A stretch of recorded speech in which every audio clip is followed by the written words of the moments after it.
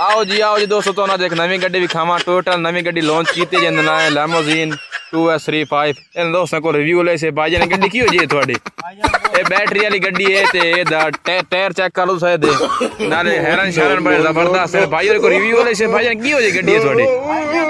अच्छा नहीं भाईजान दोबारा थोड़ी ऊंचा बोले आवाज नहीं आ रही होंडा से।